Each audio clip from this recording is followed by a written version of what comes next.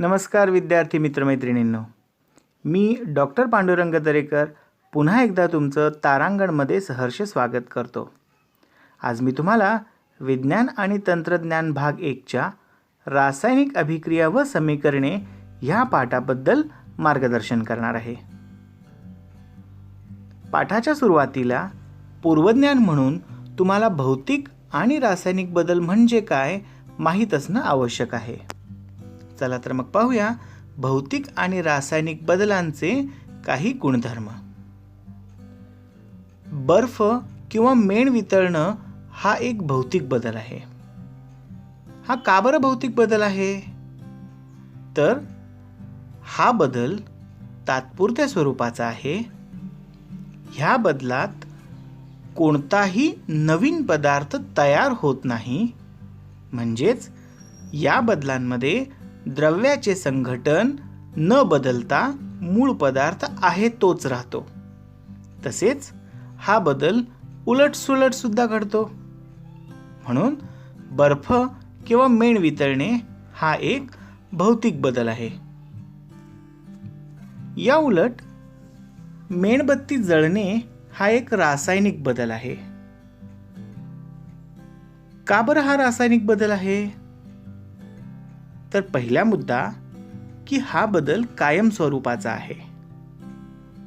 कायम स्वरूपाचा असल्याने हा बदल उलटसुलट घडणार नाही, कारण या बदलांमध्ये द्रव्याचे संघटन बदललेले आहे आणि संघटन बदलल्यामुळं या बदलात नवीन पदार्थ तयार झालेला आहे। चला तर मग पाहूया मेण वितळणे हा भौतिक बदल आणि मेणबत्ती जळणे हा रासायनिक बदल कसा?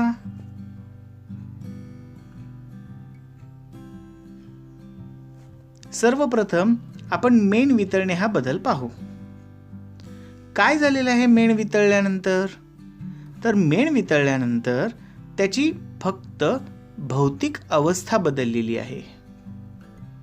म्हणजेच स्थायूरूप मेणापासून आपल्याला द्रवरूप मेण मिळालेला आहे। या बदलामध्ये कोणताही नवीन पदार्थ तयार झालेला नाही आणि जर आपण वितळलेल्या मेणाला थंड केलं तर पुन्हा आपल्याला स्थायूरूप मेण मिळवता येईल।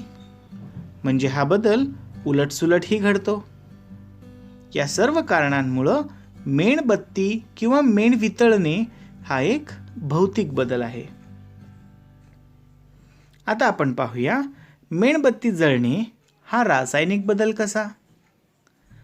तर मेणबत्ती किंवा मेण जळल्यानंतर कार्बन डायऑक्साईड आणि पाणी तयार होते। हे पाणी वाफेच्या स्वरूपात असेल। या पदार्थामध्ये मेणाचे ज्वलन झाल्यामुळं हे दोन नवीन पदार्थ तयार झाले। या नवीन पदार्थांपासून पुन्हा आपल्याला मेण मिळवता येणं शक्य नाही, म्हणजे हा बदल उलटसुलट घडणारा नाही। म्हणून मेणबत्ती जळणे हा एक रासायनिक बदल आहे। पुढे काही उदाहरणं तुमच्यासाठी दिलेली आहेत। ही सर्व उदाहरणे पाठ्यपुस्तकावर आधारित आहेत। तुम्ही या बदलांचे भौतिक आणि रासायनिक बदल यामध्ये वर्गीकरण करू शकता का? चला तर मग आता आपण पाहूया रासायनिक अभिक्रिया। रासायनिक अभिक्रिया म्हणजे काय? तर रासायनिक अभिक्रिया ही एक प्रक्रिया आहे जी घडताना मूळ पदार्थांमध्ये रासायनिक बंध तुटतात व नवीन रासायनिक बंध तयार झाल्यामुळं नवीन पदार्थ तयार होतात। उदाहरणार्थ कॉपर सल्फेटच्या द्रावणामध्ये जस्ताची म्हणजेच झिंकची कांडी बुडवल्यास झिंक सल्फेट आणि कॉपर तयार होते। येथे कॉपर आणि सल्फेट या दोन आयनांमधला बंध तुटतो व अभिक्रियेनंतर सल्फेट आयन हा झिंक आयनासोबत नवीन बंध तयार करतो. म्हणून ही एक रासायनिक अभिक्रिया आहे. आता आपण पाहूया रासायनिक अभिक्रियेत भाग घेणाऱ्या तसेच रासायनिक अभिक्रियेत निर्माण होणाऱ्या नवीन पदार्थांना काय म्हणतात. तर जे पदार्थ बंध विभाजनाद्वारे रासायनिक अभिक्रियेत सहभागी होतात त्या पदार्थांना अभिक्रियाकारक किंवा अभिकारक असे संबोधतात. तर रासायनिक अभिक्रियेत जे पदार्थ नव्याने तयार होतात त्या पदार्थांना उत्पादिते असे म्हणतात. आता आपण वळूया रासायनिक अभिक्रियांच्या मांडणीकडे. ज्या मांडणीमध्ये रासायनिक अभिक्रियेचे वर्णन केवळ शब्दांच्या स्वरूपात केलेले असते त्या मांडणीला शाब्दिक समीकरण असे म्हणतात. उदाहरणार्थ झिंक व कॉपर सल्फेटची अभिक्रिया. या अभिक्रियेचे शाब्दिक समीकरण आपल्याला पुढील प्रमाणे लिहिता येईल. कॉपर सल्फेटच्या जलीय द्रावणाची झिंक सोबत अभिक्रिया झाल्यास झिंक सल्फेटचे जलीय द्रावण आणि कॉपर मिळतो. या शाब्दिक समीकरणांवरून आपल्याला अभिक्रियाकारके तसेच उत्पादिते यांच्या भौतिक अवस्था, संज्ञा, रासायनिक सूत्रे यांची कोणतीही माहिती मिळत नाही. त्यामुळे समीकरण अधिक माहितीपूर्ण बनण्यासाठी आपण त्याचे वर्णन दुसऱ्या मांडणीने करतो. ज्या मांडणीमध्ये अभिक्रियेचे वर्णन संक्षिप्त रूपात केलेले आहे आणि हे संक्षिप्त वर्णन रासायनिक सूत्रांचा आणि संज्ञांचा वापर करून केलेले आहे त्या वर्णनाला, त्या मांडणीला रासायनिक समीकरण असे म्हणतात. उदाहरणार्थ आधी आपण पाहिलेली झिंक आणि कॉपर सल्फेटची अभिक्रिया शब्दात आणि रासायनिक समीकरणाच्या रूपात पुढील प्रमाणे मांडता येईल.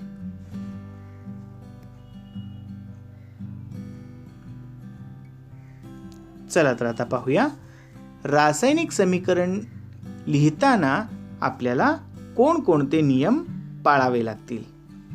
तर रासायनिक समीकरणाचे लेखन करताना सर्वप्रथम आपल्याला अभिक्रियाकारके ही अभिक्रियेच्या डाव्या बाजूला लिहायचे तर उत्पादिते उजव्या बाजूला लिहायचे.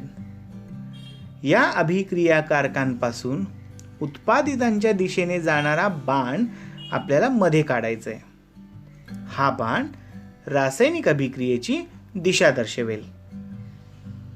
उदाहरणार्थ कॉपर, सल्फेट आणि झिंक ही अभिक्रियाकारके असल्याने त्यांना आपण बाणाच्या डावीकडे लिहिलेले आहे. तर झिंक सल्फेट आणि कॉपर ही उत्पादिते असल्याने त्यांना आपण बाणाच्या उजवीकडे दर्शविलेले आहे.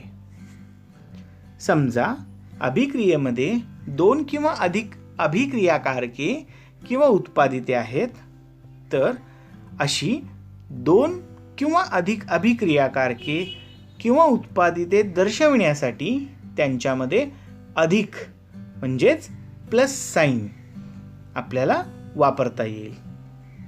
स्क्रीनवरील अभिक्रियेमध्ये 2 अभिक्रियाकारके आणि 2 उत्पादिते असल्याने आपण त्यांच्यामध्ये अधिक हे चिन्ह वापरलेलं आहे. पुढचा नियम. रासायनिक समीकरण जास्त माहितीपूर्ण बनण्यासाठी अभिक्रियाकारके आणि उत्पादिते यांच्या भौतिक अवस्था आपण दर्शविणार आहोत. या अभिक्रिया दर्शवताना वायुरूप अवस्थेसाठी स्मॉल g म्हणजेच गॅसियस स्टेट, द्रवरूप अवस्थेसाठी स्मॉल l म्हणजेच लिक्विड स्टेट आणि स्थायूरूप अवस्थेसाठी स्मॉल s म्हणजेच सॉलिड स्टेट ही अक्षरे कंसात आपण लिहून त्या पदार्थांच्या अवस्था दर्शविणार आहोत.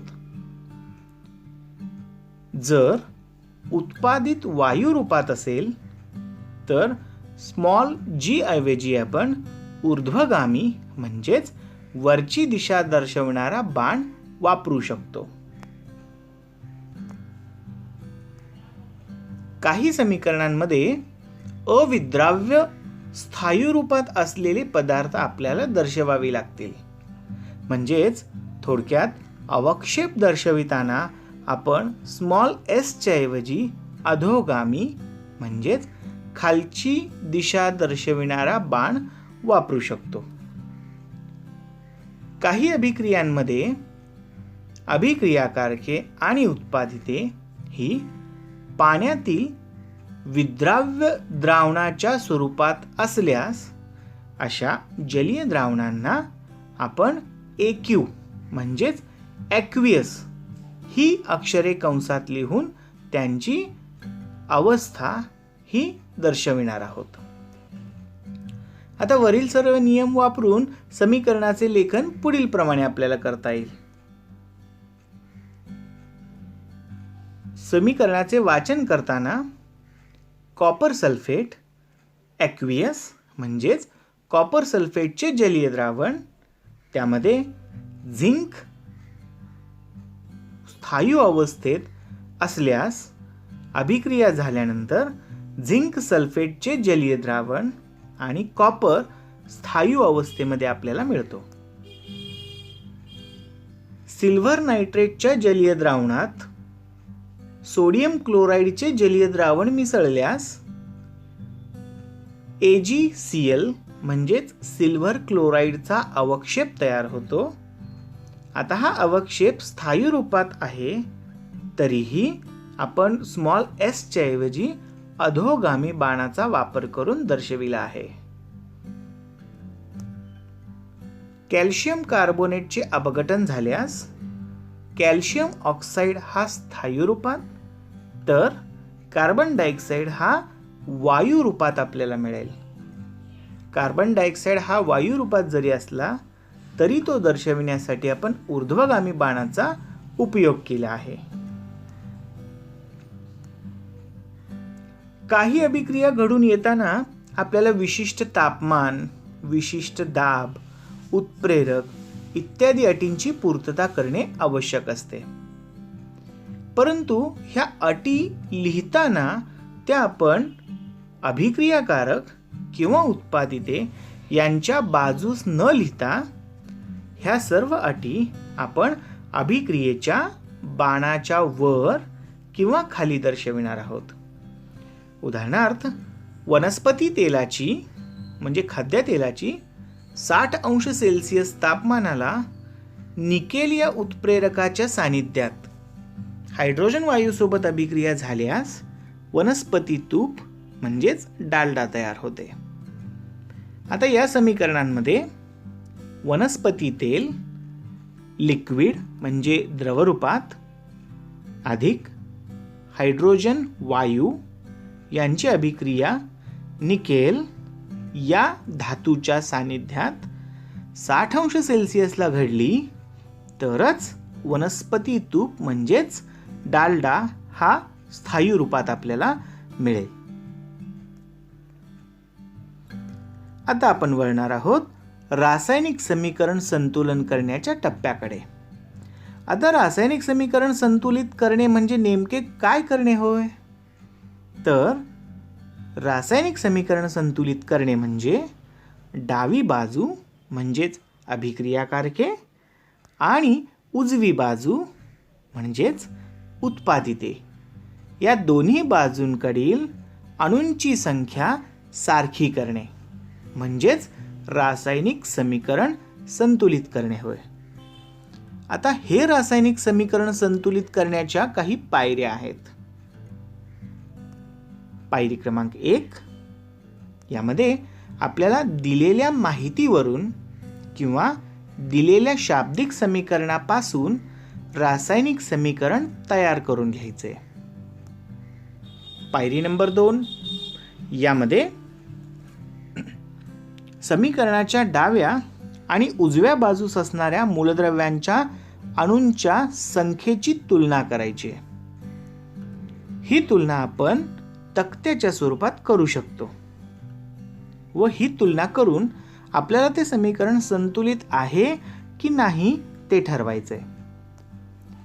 जर समीकरण संतुलित नसेल तर पायरी क्रमांक 3, समीकरणाच्या डाव्या व उजव्या बाजूस असणाऱ्या मूलद्रव्यांच्या अणूंपैकी ज्या अणूंची संख्या समान नाही त्या अणूपासून समीकरण संतुलित करण्यास आपल्याला सुरुवात करायची आहे.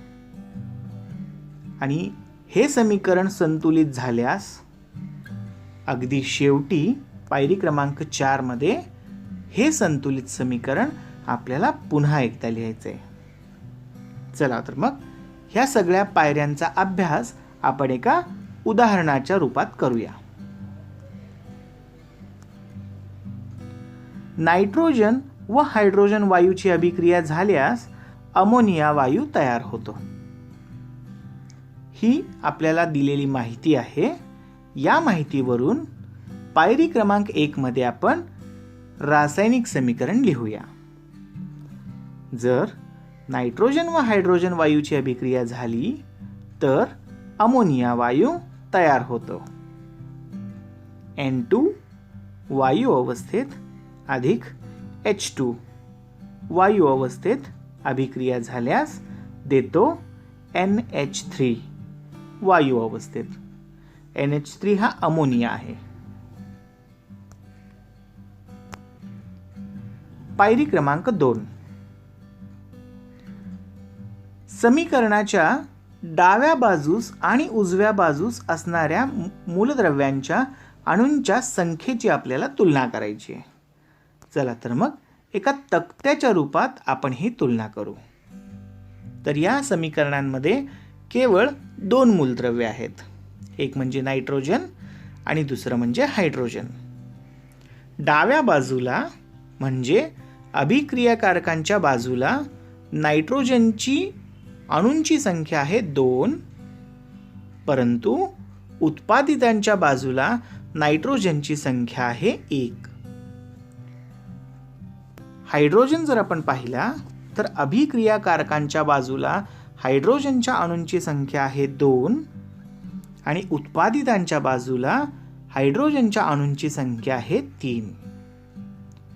तक्त्यावरून तुमच्या लक्षात येईल की हायड्रोजन आणि नायट्रोजन ह्या दोन्ही अणूंची संख्या डाव्या व उजव्या बाजूस सारखी नाही. म्हणून आपण पायरी क्रमांक 3 कडे जाऊया. पायरी क्रमांक 3 मध्ये समीकरणाच्या डाव्या आणि उजव्या बाजूस असणाऱ्या मूलद्रव्यांच्या अणूंपैकी अशा अणूंची संख्या आपल्याला निवडायची आहे की जी समान नाही. आपण सर्वप्रथम नायट्रोजन या अणूंची संख्या सारखी करण्याचा प्रयत्न करू. ही संख्या सारखी करण्यासाठी उत्पादितांच्या बाजूला नायट्रोजनच्या अणूंची संख्या आहे 1. त्याला जर आपण 2 ने गुणलं तर नायट्रोजनच्या अणूंची संख्या उत्पादितांच्या बाजूला होईल 2. हे 2 ने गुणलेलं जो गुणक आहे तो आपण रासायनिक समीकरणात सुद्धा दाखवू. ही संख्या आपल्याला उत्पादितांच्या बाजूला लिहायची आहे. म्हणजेच N2 अधिक H2 देतो 2 NH3. आता 2 ही संख्या कुठून आली? तर 2 ही संख्या समीकरण संतुलित करण्यासाठी आपण उत्पादितांच्या बाजूला घेतलेली ती संख्या होय. आता पुन्हा जर तुम्ही ह्या समीकरणामधील अणूंची तुलना केली, पहा आपण पायरी क्रमांक 3 मध्येच आहोत. या समीकरणाची तुलना केल्यास आपल्याला असं दिसलं, नायट्रोजनच्या अणूंची संख्या डावीकडे आणि उजवीकडे सारखी झालेली आहे, परंतु हायड्रोजनच्या संख्येत मात्र बदल झाला. हायड्रोजनची संख्या डाव्या बाजूला होती 2 आणि उजव्या बाजूला होती 6. आता 2 ला कितीने गुणल्यास आपल्याला 6 मिळेल? नक्कीच 2 ला 3 ने गुणल्यास 6 मिळेल. म्हणून आपण तक्त्यामध्ये हायड्रोजनची संख्या जी 2 घेतली होती त्याला 3 ने गुणूया, म्हणजे हायड्रोजनची संख्या सुद्धा 6 होईल. आता 3 ने गुणलेली जी संख्या आहे ती संख्या आपण समीकरणात दाखवू. पायरी क्रमांक 4 मध्ये आपण हे संतुलित समीकरण लिहून टाकू. N2 अधिक 3H2 देतो 2NH3. तुलना करा. नायट्रोजन आणि हायड्रोजनची संख्या डावीकडे आणि उजवीकडे ही सारखी झालेली असेल. ह्या क्रियेला आपण म्हणतो रासायनिक समीकरण संतुलित करणे. तुम्ही काही समीकरण संतुलित करू शकता का? प्रयत्न करायला काही हरकत नाही. ही समीकरण पायरी क्रमांक 1 ते 4 यांचा वापर करून सविस्तर संतुलित करा. आता आपण वळणार आहोत रासायनिक अभिक्रियांच्या प्रकारांकडे. तर रासायनिक अभिक्रियांचे वर्णन करताना काही निकषांचा अभ्यास केलेला आहे. उदाहरणार्थ पहिला निकष जर आपण पाहिला तर अभिक्रियेतील अभिकारके किंवा उत्पादिते यांच्या स्वरूप आणि संख्यांवरून आपण रासायनिक अभिक्रियांचे 4 प्रकार करू शकतो. पहा, पहिला प्रकार संयोग अभिक्रिया, दुसरा अपघटन, तिसरा विस्थापन आणि चौथा दुहेरी विस्थापन अभिक्रिया. आपण रासायनिक अभिक्रियांच्या प्रत्येक प्रकारांचा सविस्तर अभ्यास करू. सर्वप्रथम संयोग अभिक्रिया. कोणत्या अभिक्रियांना आपण संयोग अभिक्रिया म्हणणार? तर ज्या अभिक्रियेमध्ये 2 किंवा अधिक अभिक्रियाकारकांपासून केवळ एकच उत्पादित मिळते त्या अभिक्रियेला संयोग अभिक्रिया असे आपण संबोधणार आहोत. उदाहरणार्थ मॅग्नेशियमची फीत हवेत जाळल्यास मॅग्नेशियम ऑक्साईड मिळते.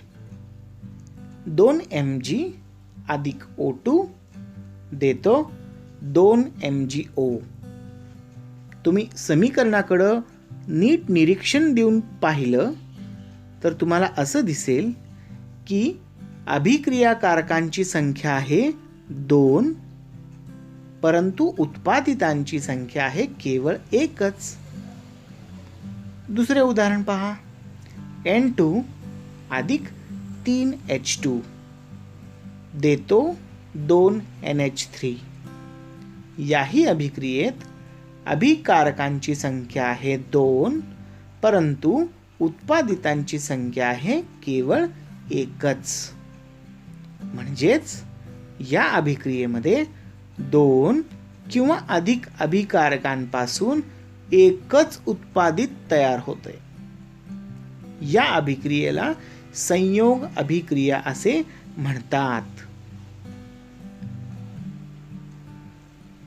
आता आपण पाहूया दुसरी म्हणजेच अपघटन अभिक्रिया. ज्या रासायनिक अभिक्रियेत एकाच अभिकारकापासून जर 2 किंवा अधिक उत्पादिते मिळत असतील तर त्या अभिक्रियेला आपण अपघटन अभिक्रिया म्हणणार आहोत. उदाहरणार्थ पाण्याचे अपघटन केल्यास हायड्रोजन आणि ऑक्सिजन वायू मिळतो. 2H2O देतो 2H2 वायू रूपात आणि 2O2 वायुरूपात. या समीकरणात अभिक्रियाकारकांची संख्या आहे केवळ 1 आणि उत्पादितांची संख्या आहे 2. म्हणजेच एका अभिक्रियाकारकापासून 2 किंवा अधिक उत्पादिते मिळत असतील तर त्या अभिक्रियेला आपण अपघटन अभिक्रिया असे म्हणणार आहोत. विस्थापन अभिक्रिया. जेव्हा एका संयुगातील कमी क्रियाशील मूलद्रव्याच्या आयनाची जागा दुसरे जास्त क्रियाशील मूलद्रव्य स्वतः आयन बनून घेते त्या रासायनिक अभिक्रियेला विस्थापन अभिक्रिया असे म्हणतात. या अभिक्रियेची आपण आणखीन एक व्याख्या पाहू. ज्या रासायनिक अभिक्रियेत जास्त क्रियाशील मूलद्रव्य हे कमी क्रियाशील मूलद्रव्याला काढून टाकते म्हणजेच विस्थापित करते त्या अभिक्रियेला विस्थापन अभिक्रिया असे म्हणतात. उदाहरणार्थ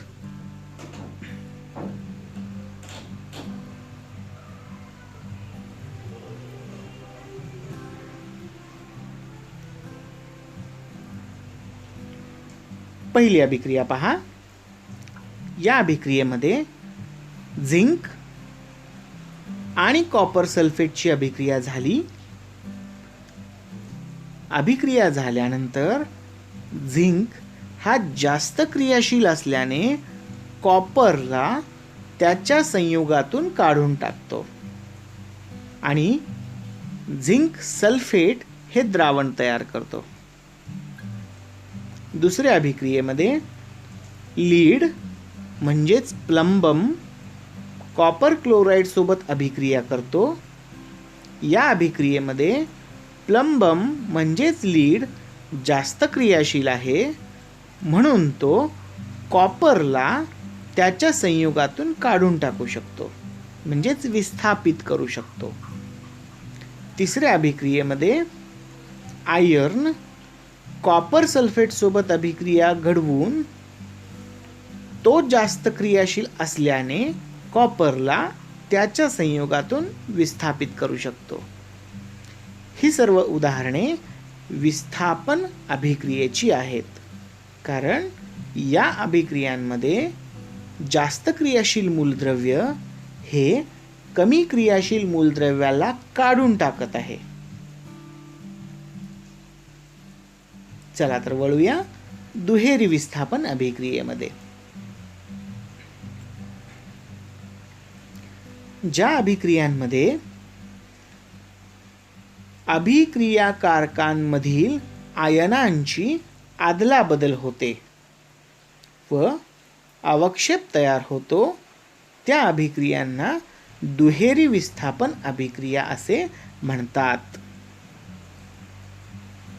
उदाहरणार्थ सोडियम सल्फेटची बेरियम क्लोराईड सोबत अभिक्रिया झाल्यास मिळतो बेरियम सल्फेटचा अवक्षेप आणि सोडियम क्लोराईड. Na2SO4 अधिक BaCl2 देतो BaSO4 अवक्षेप अधिक 2NaCl. तुम्ही जर निरखून पाहिलं तर या अभिक्रियेमध्ये सोडियम हा बेरियमची जागा घेतोय आणि बेरियम हा सोडियमची जागा घेतोय म्हणजेच आयनांची आदलाबदल होते आहे. या आयनांची आदलाबदल होऊन अवक्षेप तयार होण्याच्या क्रियेला दुहेरी विस्थापन अभिक्रिया असे म्हणतात. अशा प्रकारे पहिल्या निकषानुसार म्हणजेच अभिक्रियाकारकांचे स्वरूप त्यांची संख्या यावरून अभिक्रियांचे 4 प्रकार पडतात. हे 4 प्रकार आपले पूर्ण झाले. वळूयात दुसऱ्या निकषाकडे. दुसऱ्या निकषामध्ये आपण उष्णतेची देवाणघेवाण पाहणार आहोत. बऱ्याच रासायनिक अभिक्रिया अशा आहेत ज्यामध्ये उष्णतेची देवाणघेवाण होते. देवाणघेवाण म्हणजे काय? तर एकतर उष्णता बाहेर पडत असेल किंवा उष्णता शोषली जात असेल तर या उष्णतेच्या आदान प्रदानावरून रासायनिक अभिक्रियेचे 2 प्रकार पडतात. पहिला उष्मादायी अभिक्रिया आणि दुसरा उष्माग्राही अभिक्रिया. चला तर मग पाहूया या अभिक्रियांची उदाहरणे आणि व्याख्या. सर्वप्रथम पाहू उष्मादायी अभिक्रिया. ज्या अभिक्रियांमध्ये उष्णता बाहेर टाकली जाते त्या अभिक्रियांना किंवा प्रक्रियांना उष्मादायी प्रक्रिया असे म्हणतात. उदाहरणार्थ सोडियम हायड्रॉक्साईड पाण्यात विरघळणे. सोडियम हायड्रॉक्साईड पाण्यात विरघळताना उष्णता निर्माण होते, म्हणजेच उष्णता बाहेर पडते, म्हणून ही उष्मादायी अभिक्रिया आहे. द्रवरूप पाण्याचे बर्फात रूपांतर होणे. द्रवरूप पाण्याचे तापमान हे बर्फापेक्षा नक्कीच जास्त आहे. बर्फाचे तापमान 0 अंश सेल्सिअस असते आणि द्रवरूप पाण्याचे तापमान हे नक्कीच 0पेक्षा जास्त असणार आहे. मग ज्यावेळेस हे द्रवरूप पाणी उष्णता बाहेर टाकेल, म्हणजेच दुसऱ्या कोणत्या तरी पदार्थासोबत उष्णतेचे आदान प्रदान करेल, त्यावेळेस त्याचे रूपांतर बर्फात होईल. म्हणजे द्रवरूप पाणी उष्णता बाहेर टाकतो आणि बर्फात रूपांतरित होतो. पुढचं उदाहरण म्हणजे कोणत्याही पदार्थाचे जर ज्वलन झाले तर या ज्वलनामध्ये उष्णता तयार होते. आता आपण स्वयंपाक करताना इंधन वापरतो. हे इंधन जाळल्यास उष्णता तयार होते, निर्माण होते, बाहेर पडते. हीच उष्णता आपण अन्न शिजवण्यासाठी वापरतो. त्यानंतर काही उदासीनीकरण अभिक्रिया आहेत की ज्यामध्ये उष्णता बाहेर टाकली जाते. म्हणून ज्या अभिक्रियेमध्ये उष्णता बाहेर टाकली जाते आपण त्या अभिक्रियांना उष्मादायी अभिक्रिया असे म्हणणार आहोत. आता आपण वळूया दुसऱ्या प्रकाराकडे, उष्माग्राही अभिक्रिया. ज्या अभिक्रियांमध्ये उष्णता शोषली जाते त्या अभिक्रियांना किंवा प्रकारांना आपण उष्माग्राही अभिक्रिया असे म्हणणार आहोत. उदाहरणार्थ बर्फ वितळणे. बर्फ वितळणे ही उष्माग्राही अभिक्रिया कशी? तर बर्फ वितळताना वातावरणातली उष्णता तो शोषून घेतो, ज्यामुळे त्याचे तापमान वाढते आणि त्या स्थायूरूप पाण्याचे रूपांतर द्रवरूप पाण्यांमध्ये होते.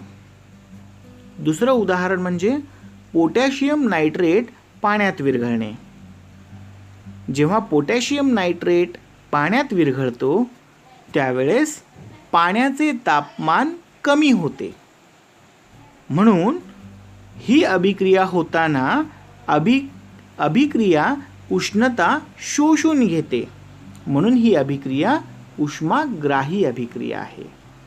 त्याच पद्धतीनं अमोनियम नायट्रेट आणि पोटॅशियम क्लोराईड हेही पाण्यात विरघळताना उष्णता शोषून घेतली जाते, म्हणून ह्या अभिक्रिया उष्माग्राही अभिक्रिया आहेत.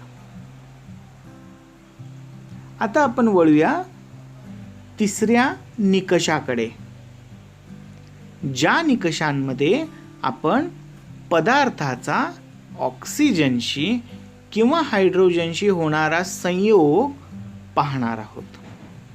तर अभिक्रियामध्ये अभिकारकाचा ऑक्सिजनशी संयोग होतो तर काही अभिक्रियेमध्ये अभिकारक ऑक्सिजन गमावतो. त्याचबरोबर काही अभिक्रियांमध्ये अभिक्रियाकारकांमधून हायड्रोजन निघून जातो, तर काही अभिक्रियेमध्ये हायड्रोजन स्वीकारला जातो. म्हणून अभिक्रियेतील ऑक्सिजन आणि हायड्रोजन यांच्या देवाणघेवाणीवरून अभिक्रियेचे 2 प्रकार पडतात. हा आपला तिसरा निकष आहे. आणि या निकषानुसार अभिक्रियेचे ऑक्सिडीकरण अभिक्रिया आणि क्षपण अभिक्रिया असे 2 प्रकार पडतात. चला तर या प्रकारांचा आपण सविस्तर अभ्यास करूया. सर्वप्रथम आपण पाहू ऑक्सिडीकरण अभिक्रिया. पहिली व्याख्या पहा. ज्या रासायनिक अभिक्रियेत अभिक्रियाकारकाचा ऑक्सिजनशी संयोग होतो, म्हणजेच तो पदार्थ ऑक्सिजन स्वीकारतो, अशा अभिक्रियेला ऑक्सिडीकरण अभिक्रिया असे म्हणतात. उदाहरणार्थ, मॅग्नेशियमची फीत हवेत जाळली तर मॅग्नेशियम ऑक्साईड तयार होतं. 2 Mg अधिक O2 देतो 2 MgO. अभिक्रियेवरून तुमच्या असं लक्षात येईल की मॅग्नेशियमने ऑक्सिजन स्वीकारला आहे आणि ऑक्सिजन स्वीकारल्यामुळं त्याचा ऑक्साईड तयार झाला आहे. म्हणून ही एक ऑक्सिडीकरण अभिक्रिया आहे. दुसरी व्याख्या पहा. ज्या रासायनिक अभिक्रियेत अभिक्रियाकारकातून हायड्रोजन निघून जातो व उत्पादित मिळते, अशा अभिक्रियेला ऑक्सिडीकरण अभिक्रिया असे म्हणतात. उदाहरण पहा. MgH2 देतो Mg अधिक H2.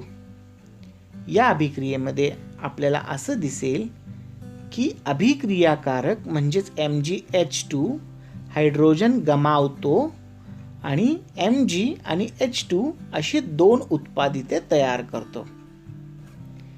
ज्या अर्थी हायड्रोजन गमावला आहे त्या अर्थी ही एक ऑक्सिडीकरण अभिक्रिया आहे. आता ऑक्सिडीकरण अभिक्रियेची तिसरी व्याख्या पाहू. ज्या अभिक्रियेमध्ये अभिक्रियाकारक इलेक्ट्रॉन गमावतो त्या अभिक्रियांना ऑक्सिडीकरण अभिक्रिया असे म्हणतात. उदाहरणार्थ, फेरस आयन म्हणजेच Fe2 धन 1 इलेक्ट्रॉन देतो आणि तयार होतो फेरिक आयन Fe3+ आयन. आता आपण वळूया क्षपण अभिक्रियांमध्ये. पहिल्या व्याख्येकडे पहा. ज्या रासायनिक अभिक्रियेत अभिक्रियाकारकापासून ऑक्सिजन निघून जातो व उत्पादित मिळते, अशा अभिक्रियेला क्षपण अभिक्रिया असे म्हणतात. म्हणजेच या अभिक्रियेमध्ये अभिक्रियाकारक ऑक्सिजन गमावतो. उदाहरण पहा. CuO अधिक H2 देतो Cu प्लस H2O. तुम्ही पाहिलं तर अभिक्रियेपूर्वी कॉपरकडे ऑक्सिजन होता, परंतु अभिक्रिया झाल्यानंतर कॉपर हा ऑक्सिजन पासून वेगळा झालाय, म्हणजे कॉपरने ऑक्सिजन गमावलाय. म्हणून ही एक क्षपण अभिक्रिया आहे. दुसऱ्या व्याख्येकडे वळूया. ज्या रासायनिक अभिक्रियेत अभिक्रियाकारकाचा हायड्रोजनशी संयोग होतो अशा अभिक्रियांना क्षपण अभिक्रिया असे म्हणतात. उदाहरण पहा. H2 प्लस F2 म्हणजे हायड्रोजन आणि फ्ल्युओरिन यांची अभिक्रिया झाल्यास तयार होतो हायड्रोजन फ्ल्युओराइड. HF. या अभिक्रियेमध्ये F2 म्हणजेच फ्लोरीनचा हायड्रोजनशी संयोग होतो आहे, म्हणून ही एक क्षपण अभिक्रिया आहे. आता आपण पाहूया क्षपण अभिक्रियेची तिसरी व्याख्या. या व्याख्येनुसार जर अभिक्रियाकारक इलेक्ट्रॉन स्वीकारत असेल तर ती एक क्षपण अभिक्रिया असते. उदाहरण पहा, Fe3+ अधिक एक इलेक्ट्रॉन म्हणजे Fe3 ने एक इलेक्ट्रॉन स्वीकारला आणि तयार झाला Fe2+ म्हणजेच फेरस आयन. तुम्ही जर निरीक्षण व्यवस्थित केलं असेल तर तुमच्या असं लक्षात येईल की ऑक्सिडीकरण आणि क्षपण ह्या अभिक्रिया लक्षात ठेवण्यासाठी किती सोप्या आहेत. कारण ऑक्सिडीकरण अभिक्रियेमध्ये ऑक्सिजन स्वीकारला जातो तर क्षपण अभिक्रियेत ऑक्सिजन दिला जातो. ऑक्सिडीकरण अभिक्रियेत हायड्रोजन गमावला जातो तर क्षपण अभिक्रियेत हायड्रोजन स्वीकारला जातो. ऑक्सिडीकरण अभिक्रियेत इलेक्ट्रॉन गमावला जातो तर क्षपण अभिक्रियेत इलेक्ट्रॉन स्वीकारला जातो. बऱ्याच वेळेला असं होतं की ऑक्सिडीकरण आणि क्षपण ह्या अभिक्रिया एकाच वेळी घडतात. ऑक्सिडीकरण म्हणजे OX आणि रिडक्शन म्हणजेच क्षपण ह्या दोन्ही अभिक्रिया जर एकाच वेळी घडत असतील तर अशा अभिक्रियांना आपण म्हणतो रेडॉक्स अभिक्रिया. दुसरी व्याख्या पहा रेडॉक्स अभिक्रियांची. ज्या अभिक्रियांमध्ये एका अभिक्रियाकारकाचे ऑक्सिडीकरण होते आणि दुसऱ्या अभिक्रियाकारकाचे क्षपण होते अशा अभिक्रियांना रेडॉक्स अभिक्रिया असं म्हणलं जातं. उदाहरण पहा. उदाहरणामध्ये आपल्याला असं दिसेल, कॉपर ऑक्साइड अधिक H2 उष्णता दिल्यानंतर देतो कॉपर आणि H2O. निरीक्षण केल्यास तुम्हाला असं लक्षात येईल की कॉपर हा ऑक्सिजन गमावतोय, म्हणून CuO चे क्षपण घडत आहे.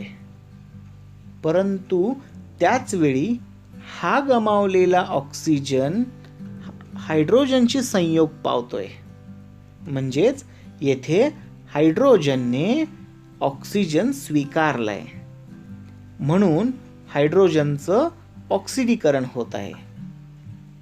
या अभिक्रियेत क्षपण आणि ऑक्सिडीकरण एकाच वेळी घडत आहेत, म्हणून ही एक रेडॉक्स अभिक्रिया आहे.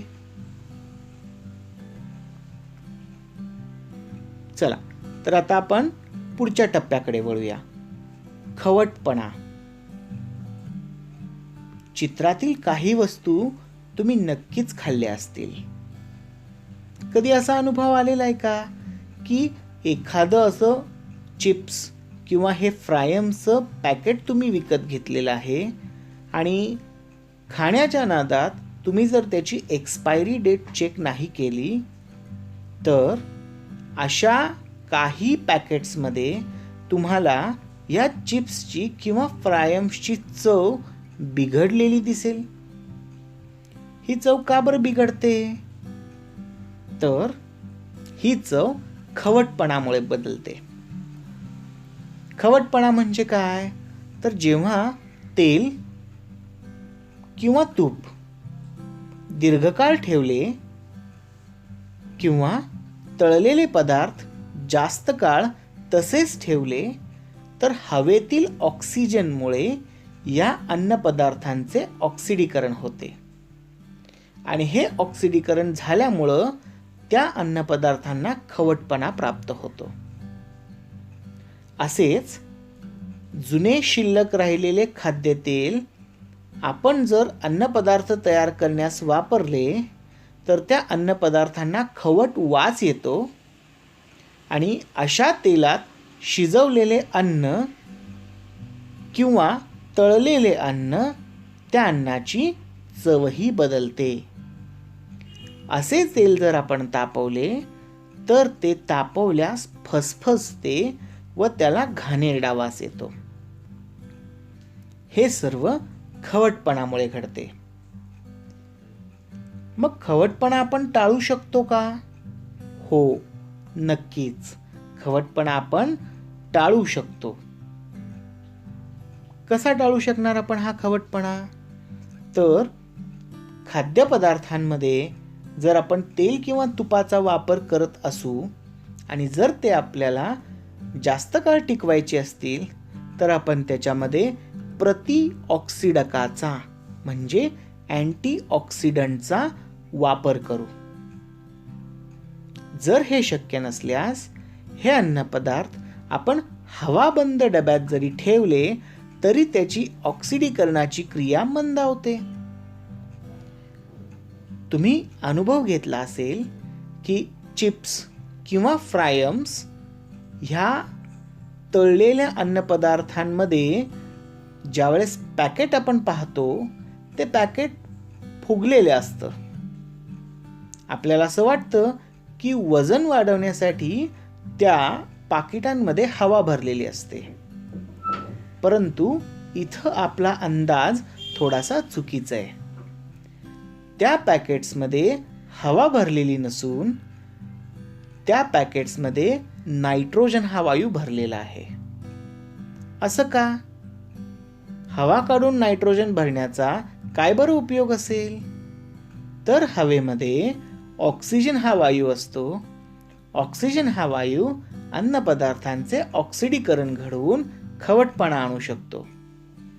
तो टाळण्यासाठी आपण त्या पाकिटांमधील हवा काढून टाकतो आणि नायट्रोजन वायू भरतो. नायट्रोजन हा वायू त्या अन्नपदार्थांचा खवटपणा रोखतो किंवा ही जी खवटपणाची जी क्रिया आहे ती नायट्रोजनच्या सानिध्यामुळे मंदावते.